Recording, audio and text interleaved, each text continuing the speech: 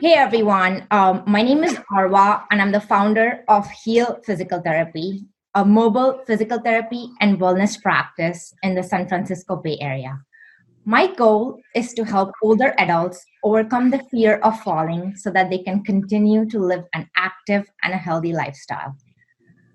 I mainly work with the geriatric clients. So most of my clients are either living alone or they live with an elderly spouse or have children who live out of town or who may be working.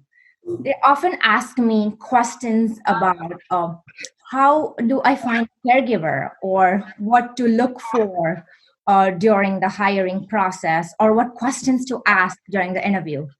So today I wanted to bring in an expert in the field, the amazing and very talented Michelle Morgan, who is the Director of Operations at Senior Helpers in San Mateo, California. She brings in a wealth of knowledge through her experiences working with seniors and in the field of home care. So, welcome, Michelle, and thank you so much for joining us today. Uh, Michelle, go ahead and give a little bit about a background about yourself and how you got into this field working with seniors and in home care. Okay.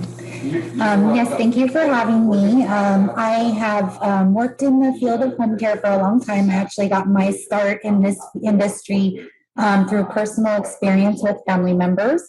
And I was my great aunt's caregiver, who she suffered from dementia and schizophrenia. So while in college, I studied gerontology, and that just drew me more into this industry. And so now I've been working at Senior Helpers for almost 7 years. Oh, that's amazing. Yeah. So, So what does day to day look like for you at Senior Helpers? well, day to day, I mean, we're just trying to, go about the day of getting, great caregivers on board that we can place for our wonderful clients and keep them all happy. So we work very diligently to, screening applicants, and, matching them with our clients so that they really have a great bond with each other. That's most important to us. That's amazing. Yeah, building that trust and bonding, right? Yep, yep. So how to begin the search when looking for your ideal caregiver, or where should one start with? Well, I mean, when you're looking for a caregiver, I mean, of course, we advertise online, just like everybody else these days. A lot of people apply for jobs that way. So we post ads out in the industry. We do not discriminate against people who do not have experience. So there are a lot of people in this industry who just have the passion to work with seniors or also have experiences with their own family members as well. That is, relates to what we do. So we actually provide a lot of training in our office. And the main thing that we're looking for when we're looking for a caregiver is somebody who has that desire or that heart to work with seniors. Okay, that's great. Yeah, wow. So mainly look on online platforms or through word of mouth when someone's looking for caregivers for themselves. Yeah, we get referrals from our existing caregivers. We also do work with a lot of schools in the area as well. There's different nursing programs, CNA schools, geriatric programs. So we also look for people in those fields as well. That's great. Awesome. Okay. And I think you mentioned a little bit about this. Could you elaborate, like, what qualities exactly does a caregiver should have, like, while getting into this field, or what qualities is a client looking for when hiring a caregiver? So, I mean, I think the main things we're looking for, besides the desire to want to work with seniors, is that they're flexible. That's very important because the needs can change. So, somebody who's flexible, somebody who has good communication skills, because they may have to communicate with doctors or family members or different things like that. We also expect our caregivers to be submitting documentation, so they need to be able to, monitor such things and report. And then also we do look at skill set and the ability to train them, right? So if somebody's missing some sort of skill, we do want them to be open-minded to learning how to do that. Right. Yes. So open-mindedness and good communication skills, good listener, able to document, and being the eyes and ears for the family members, right? Exactly. And to be able to potentially do doctor visits with them if needed. What kind of tasks can a caregiver help with? We talked about doctor visits, but what other kind of tasks can they do? So, I mean, caregivers can do a wide variety of things. It depends on the client's need. Besides assisting them with their day-to-day activities, dressing, bathing, they can do light housekeeping, they can prepare meals, they can do all the grocery shopping, running errands, things like that. But also, too, I think one thing people forget is that they can also be a good companion. So they can help to get seniors active within their communities, taking them to social events, and then also just doing activities with them, playing cards, games, going maybe to see a movie, going to the theater or an art museum, or, anything that they maybe used to do, but they're not able to do so much, now. So, we've had caregivers who assist with pet care. Nice. We've had caregivers who have assisted with relocations of clients moving. And so we've gone in and helped the client pack up their things and move to a new place. I don't know. We pretty much the client all the tasks. Yes. Yeah, so do you guys have special programs for people with dementia or Parkinson's disease or Alzheimer's? We do.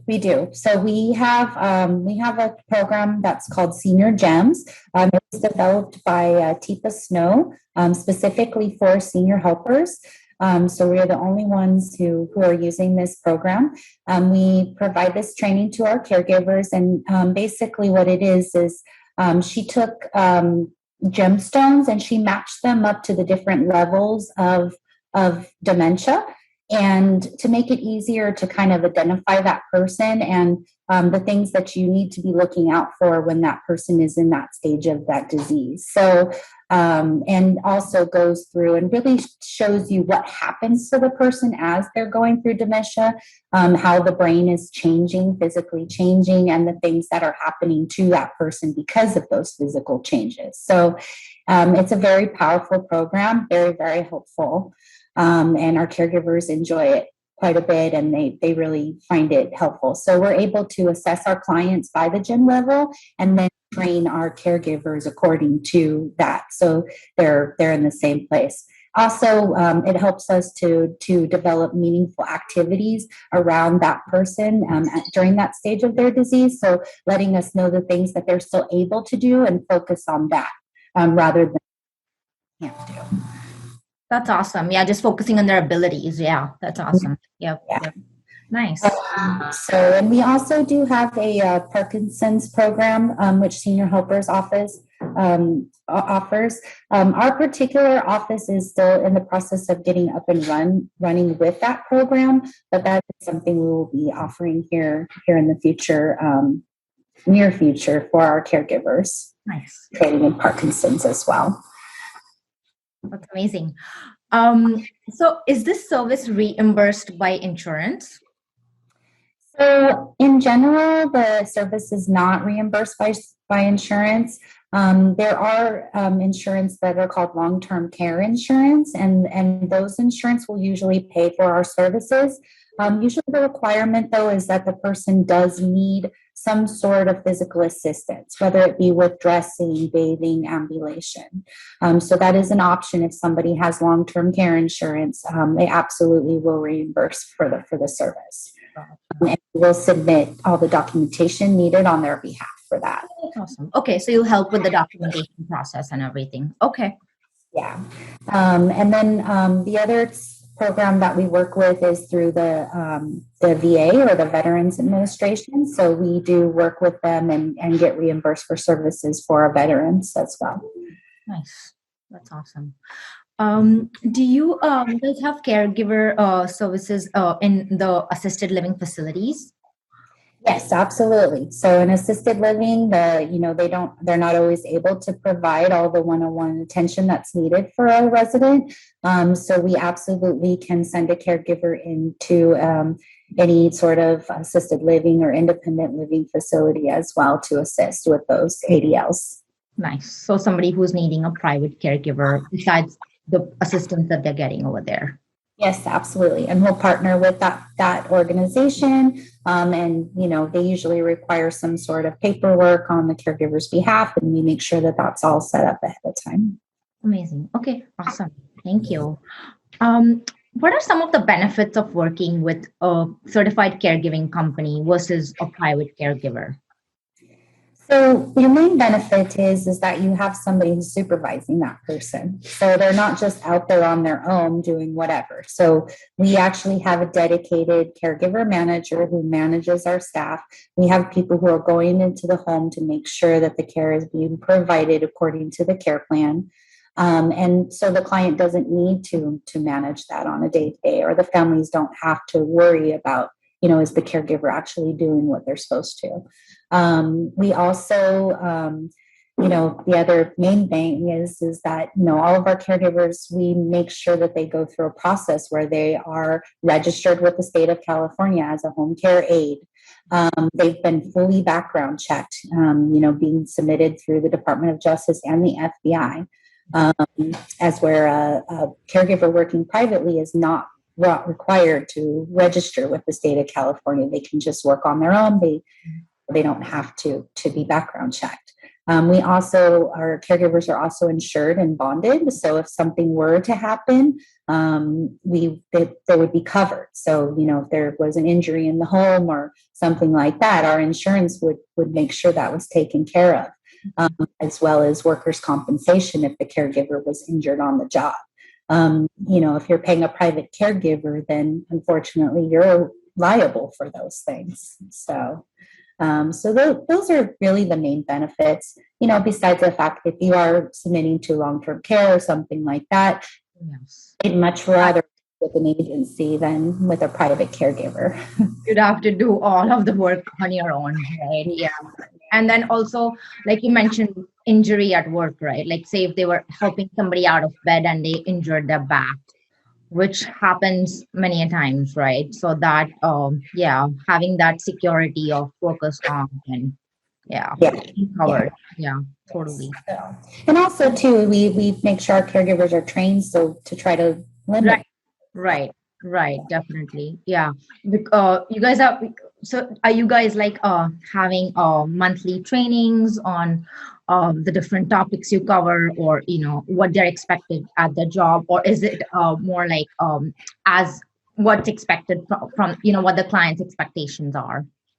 So we do a training with our caregivers at orientation for transferring an ambulation, so that we make sure they at least have that basic skill set down. That's really the most dangerous activity is not being able to transfer properly. So we want to limit that right away. And then we do regular ongoing trainings. It's usually kind of as needed, depending on what the skill set of that person is. Sometimes we'll do it one-on-one. Sometimes we'll do it as a group. Right. So, and then we do regular GEMS training with our caregivers for dementia. Yeah, right. Okay, awesome. And then what areas do you cover? Do you cover the entire San Mateo County, or are there any specific areas? Yeah, so our agency, we provide services all the way from San Francisco to Sunnyvale, the entire peninsula. But there are also multiple senior helpers locations all around the Bay Area as well. So between our whole organization, I think we pretty much cover it all. Yeah, nice. Okay, so wide geographical area. Mm-hmm. Yeah. And how many caregivers do you have right now? We usually have about 60 caregivers on board at one time. So, but we're always trying to grow and get more. Right. Yeah, and it's hard to find good people, right? So It is, and especially today, it is quite challenging. Yeah. yeah. So are there any minimum number of hours that a client has to, be able to reserve or book in order to get started? So for our agency, we don't implement any sort of, we can do anywhere from 1 hour a day to 24 hours a day. And it could be 1 hour a week, even. So there's no weekly minimums or anything like that. We have a pricing structure where, services that are less hours, they do cost a little bit more. But we can pretty much help anytime, any amount of time. That's great. Yeah, because a lot of times people don't need so many hours. So it's good that you guys provide that flexibility. Yeah. Yeah. So yeah, some people, they don't need somebody sitting around in their house. So Right. They just need someone to help them with groceries or errands. And yeah. Do the caregivers help with medication management? Like if they needed to prepare the medications and put them in the pill box and for the clients to just take them?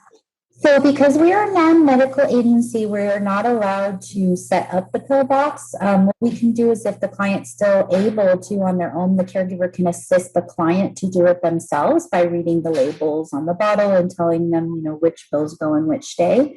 But we're not actually allowed to handle the medication from the pill bottle. We can do reminders though. So if the pill boxes are set up, then we can remind, and we can even like take that day's medicine, put it in a cup, and give it to the client.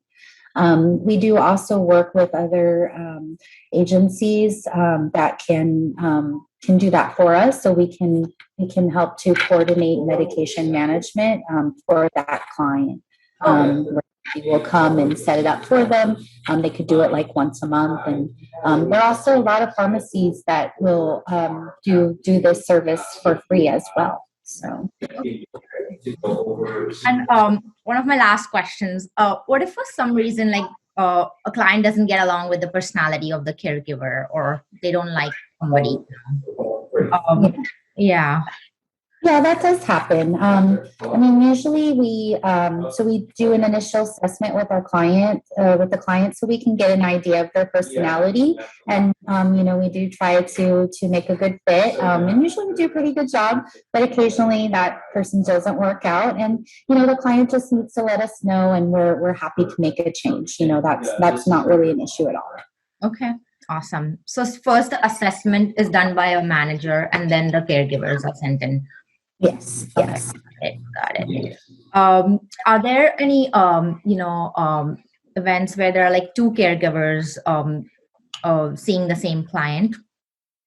Yeah, sometimes depending on the amount of days and hours that the client requires, there may be multiple caregivers. You have somebody who's requiring 24-hour care 7 days a week, then there's going to be multiple caregivers. We do try to place as little as caregivers as possible, but depending on the schedule, Yeah. Well, thank you so much for answering all these questions. That was really helpful. Really appreciate you being here. Thank you, everyone, for tuning in. Again, my name is Arwa, and I'm the founder of Heal Physical Therapy, and I help people live the best version of themselves. Please like the video if you found the content helpful, and subscribe to my channel. And comment below if you have any questions or concerns. Thank you for watching, and thank you so much, Michelle, for being here. Thank you for having me.